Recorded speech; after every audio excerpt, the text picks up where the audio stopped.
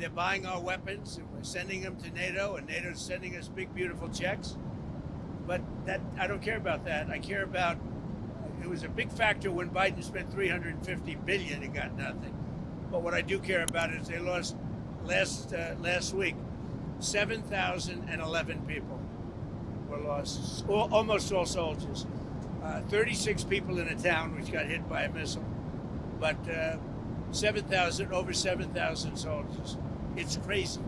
Can you describe a little bit, Mr. President, because I know you've had a lot of phone calls with President Putin. What's the difference in a face-to-face, in-person meeting? Look, he's a smart guy, been doing it for a long time, but so have I. Been doing it for a long time.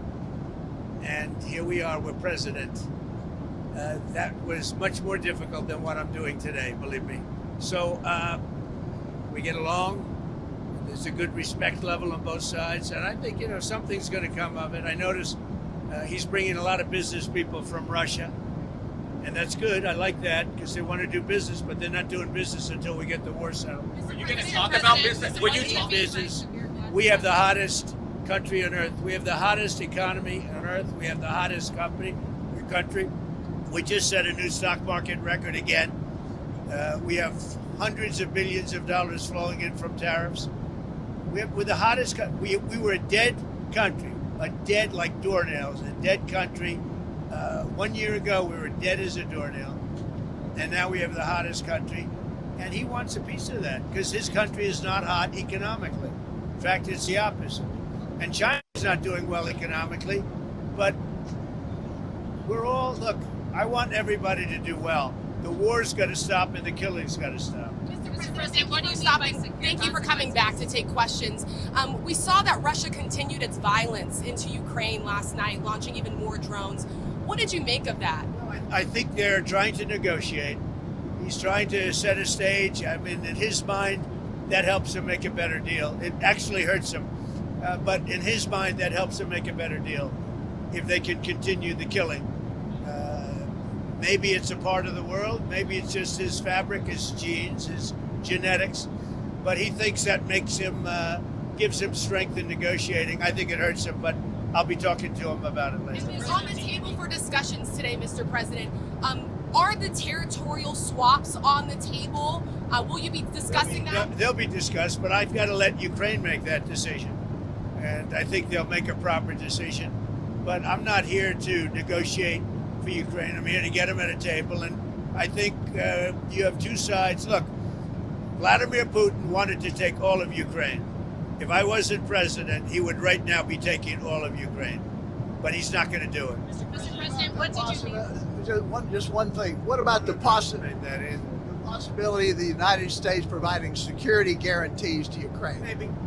Along with Europe and other countries. Not in the form of NATO, because that's not going to, there are certain things that aren't going to happen. But along with Europe, there's a possibility of that. You mentioned the number of business people that President Putin is bringing along. Is that something that you want to discuss with President Putin at this meeting? Yeah, if we make progress, I would discuss it, because that's one of the things that they would like. They'd like to get a piece of what I built in terms of the economy. Just so you know, we were a dead country with our economy. He wouldn't be interested. He wouldn't have been interested a year ago with the Biden economy. But he is interested in the Trump economy because wait till you see when those factories start opening up. We have hundreds of factories all over the country, and that includes auto factories, AI factories, and every other. They're all coming in because they want to beat the tariffs.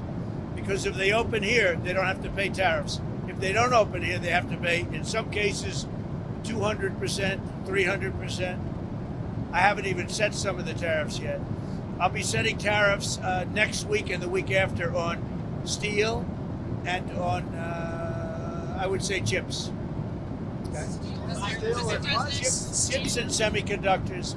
We'll be setting sometime next week, week after. What rate are you looking at? What rate? I'm going to have a rate that is going to be lower at the beginning. Then that gives them a chance to come in and build. And very high after a certain period of time. And if they don't build here, they have to pay a very high tariff, which doesn't work, so they'll come and build. Mr. President, hi. You had said earlier I didn't see him over He did there. that with me. Isn't he a gentleman? He's a nice. He's helping me out. He's a very nice. He's one of the few nice ones, actually. You had said earlier this week that Putin would face severe consequences if you get the sense from him Yeah. that he's not interested. What do you mean by Yeah, that? economically severe. Yes, it will be very severe. I'm not doing this for my health. Okay, I don't need it.